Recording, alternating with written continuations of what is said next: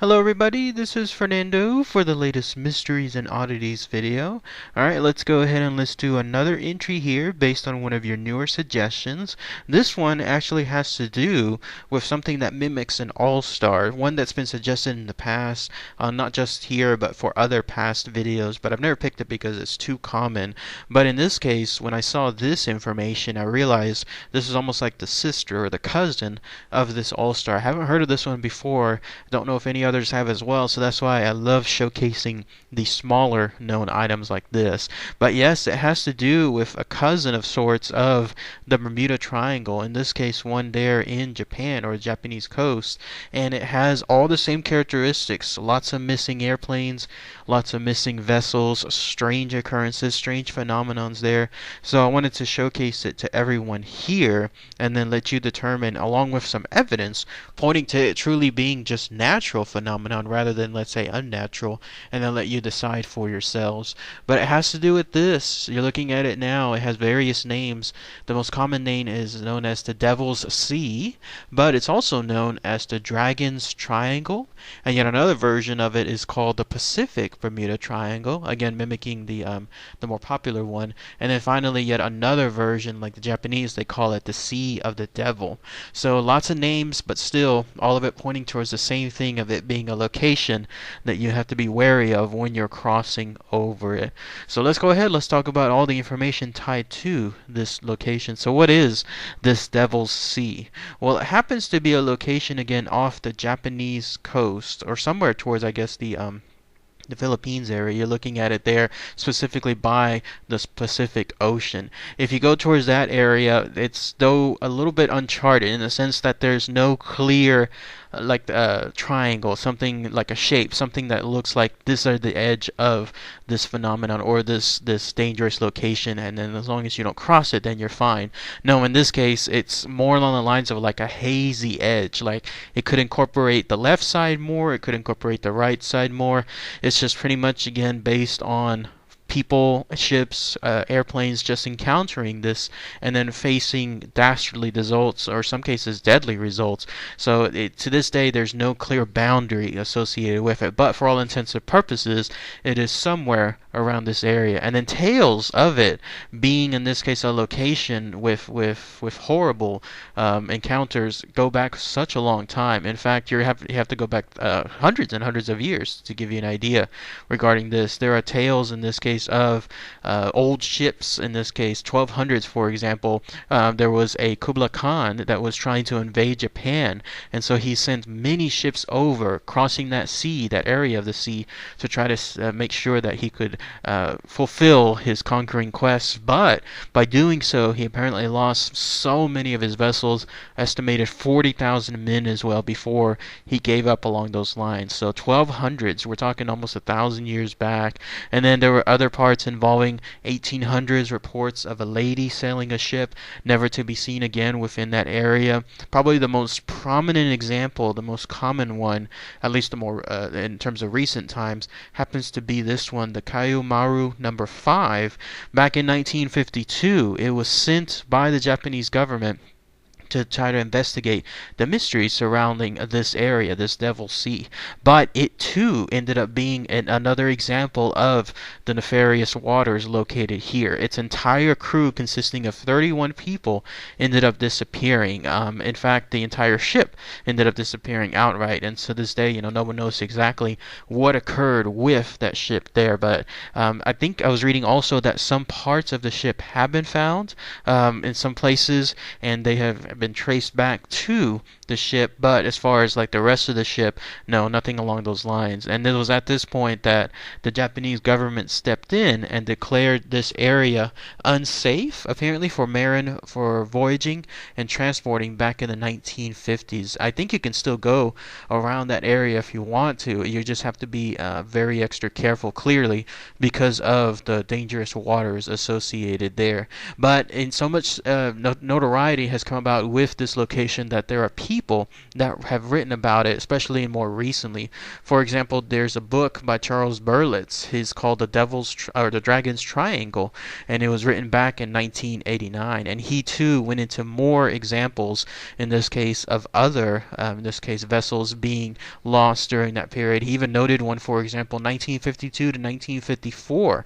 No less than 5 military vessels from Japan ended up being lost, with over 700 people also being lost in that area too. By the way, if you're wondering why it's called the Dragon's Triangle, because way back when, again during the time of the Kublai Khan and going forward, back then the idea was that these things, like these incidences, happened to be from some creature that was underneath it. And so at that time people thought that it was a dragon, that something along a gigantic creature, something that just happened to be weighed in those waters, it was in turn creating these circumstances with these vessels. And so that's why it became known as the Dragon Sea, because that's the closest thing that they could in turn associate a creature or something that large that could bring down so many of these large ships around that location. Now, as far as, let's say, the more natural causes, because some of the other stuff that people explain that could be way out there even involves more in the lines of paranormal stuff, like let's say it's involving ghosts and spirits that still haunt that location to this day, and then they try to claim the lives of anybody that crosses them over. So that's the paranormal side. And then there's the UFO side. There's UFOs and USOs. I believe those are the unidentified submerged objects. Those are the ones that essentially travel underwater, and that's another reason that people point out to the causing of these mysteries, where there's these aliens that are out there in that location that steal these vessels, abduct these vessels, whatever is the case.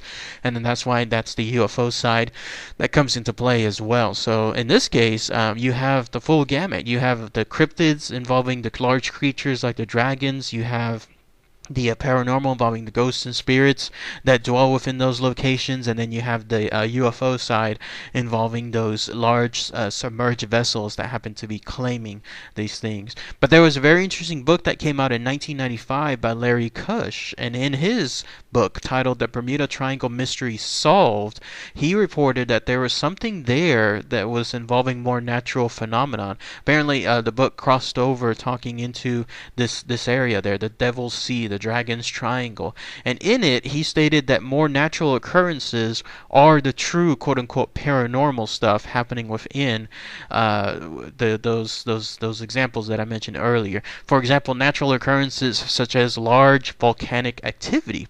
Apparently with that location, if you go there, you can go there 1 week and everything looks clear, and then you can come back the next week and that same portion of sea that you were at earlier that previously looked clear now would have these large jutting small islands, like in other words new rock formations. And this is because within that area there is a large amount of new volcanoes, underground volcanoes, stuff at the bottom of the sea, that start producing all these new islands, these tiny islands, not like the gigantic ones hundreds of miles long, but more along the lines of the small ones. So in that case, because these are uncharted islands, like undiscovered ones, the ship that is coming across that location, especially let's say at night, that normally would not be expecting to have, in this case, a large piece of rock or something like that jutting out from that sea, they may not actually see that formation, and they might run into it. Hence, in that case, the ship crashes, floods in, and then everything is lost. By the way, if you're wondering, like, well, what if they have the tracking equipment or some kind of sensor, something along those lines? Well, you have to consider that within that particular portion of the sea, a lot of the boats there are fishing vessels. A lot of those boats there are not like the more traditional large state-of-the-art type vessels that have those insanely like technological tracking devices that can track the minutia of everything surrounding them. No, in this case, they're just regular vessels, and so that's how they could in turn run into these new formations. Another thing involving a more natural occurrence, and I tend to believe this one even further than, let's say, the undersea volcanoes, happens to be something called methane clathrates, otherwise known as methane hydrogen hydrate gas. And what happens is when there's seismic activity at the bottom of the ocean, particularly within that location, it releases these large deposits of gas. Something involving like these ice-like deposits, they break off, they melt, they form bubbles as they go straight up into the surface. Everything is fine at that point. But what happens is when these bubbles of gas hit the surface of the water, if there's a ship right above that exact spot, I mean, talk about bad luck. If there's a ship right above that exact spot, then there's no more buoyancy from the ship itself, because those bubbles, I guess, are creating a different amount of air to water buoyancy, whatever is the case. And so when that happens, then the ship itself starts automatically sinking. I remember seeing something, an example of that. I can't remember how long it was, but it was on some scientific show, and it was showcasing the effect that bubbles can have on anything that's buoyant on a water. And it was horrifying to see. You could see once the bubbles hit that buoyant item, it sank it automatically, because the thing is no longer doesn't have the proper ratio to stay afloat, the proper air, I guess, water ratio to stay on top of the water itself. So that to me makes more sense. It's bad luck. It's truly 100% bad luck for something like that to happen, because imagine it would take thousands of years for whatever the seismic activity to build up, and then boom, it happens underneath the water, and then right at that very moment, right when the bubbles hit the water, the ship would have to be crossing it. But it's scary, but I think that that's more along the lines of what had happened to these ships. And because it's so much activity, there's so much seismic activity within that location, there's so, like, in other words, it's not something that's dormant, there's activity happening almost every day. That would make more sense in terms of this so-called Devil Sea or Dragon's Triangle creating this. And that ties into the notion of the dragon, because imagine if there was, in this case, another ship nearby witnessing this, in this case witnessing the ship, these large amount of bubbles coming up towards the sea, striking that other ship and then sinking it. From that other ship's perspective, from far away, because of the large amount of bubbles, to them it would look like, oh my goodness, there's an animal, there's something there underneath the water that's trying to pull, in this case, the ship down, because they would think that it's something breathing, let's say, underwater, creating all those large bubbles, exhaling its breath, whatever is the case, and then bringing the ship down. So that just that to me would make tie in the link in terms of the Dragon's Triangle being associated with dragons floating in that area. So, but in any case, that's all the info really tied to this Devil Sea, this Dragon's Triangle, again otherwise known as the Pacific Bermuda Triangle, and also the Sea of the Devil. If anyone has any more info, anything I might have missed, please post those comments below. That'd be really great to hear. Anybody been by that area? Anybody that has been, like, as a tourist or lives near that area, or has in the past, or know someone that has, if anyone has, let's say, more experience on that part, that'd be really great to hear too. So, alright everybody, thanks again as always, take care.